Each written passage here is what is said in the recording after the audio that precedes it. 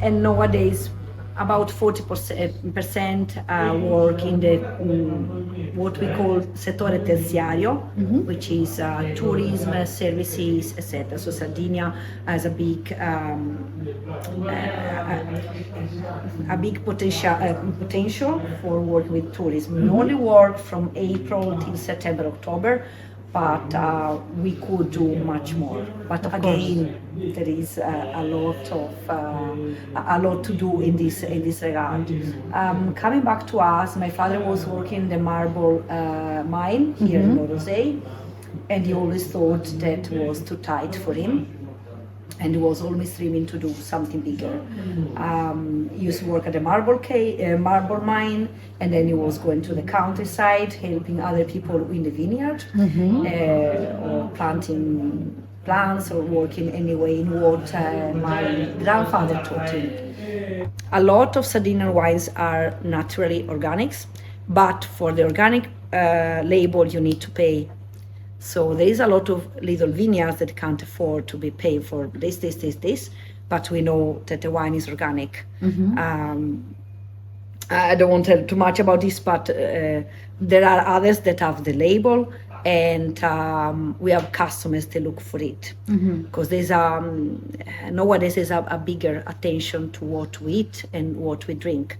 You mentioned before with Paul that we are in a blue zone together with Japan, an island of Japan, and I don't remember the third one, but there is a couple of places in the world where people is very longeve. So we say in Latin.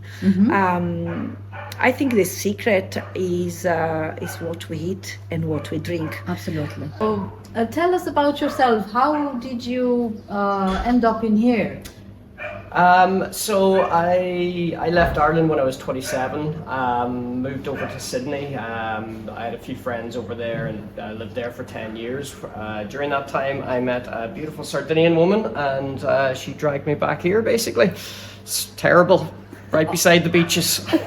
Absolutely awful. And what do you do for living now? How did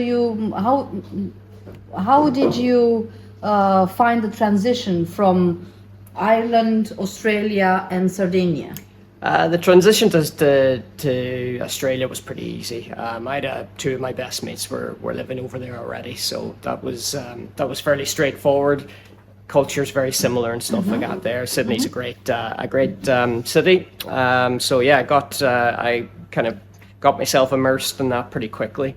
My wife Mariella probably had a lot more difficulty in Sydney than I did, but then when we came over here, it was very, very different. And then you find a job online, and now you are working online as a consultant and stuff like that. So that's brilliant. Yeah, no, that's it's definitely helped, and also probably one of the big things here was I always heavily loved my football and stuff, so Cagliari is the main team here, so I'd be going down to the games on my own, but then Mariella, my wife, managed to find me a lovely group from a nearby town that they all watch the games together and travel down, so I'm actually going down on tomorrow to one of the games. Oh, fabulous. Unfortunately, we got relegated last year, but it looks like we might get the playoffs, so we might be back to the top division next season. But yeah, that's great fun. They're a great bunch of guys.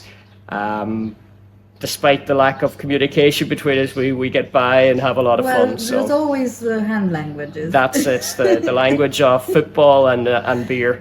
Exactly.